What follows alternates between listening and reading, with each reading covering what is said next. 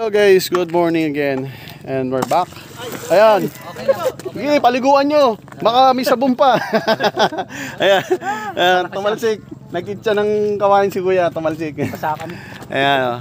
Hello guys, dito kami ulingay sa Tanay. Ito, nabibili na oh. Kaso hindi kami makakakit doon sa may Torre at may ano. Ito po, tuwan-tuwa sa kawayan, no? Yung isang yan, no?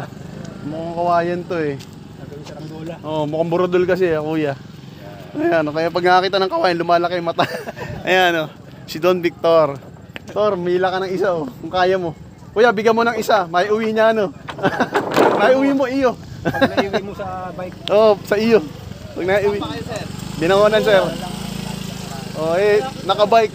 Hihilahin daw yan sa bike. Sige, may uwi mo daw, iyo, sabi ni Kuya. Ayan guys, so dito kami. Masarap maglaboy at ganda ng panahon, makulimlim. Ayan.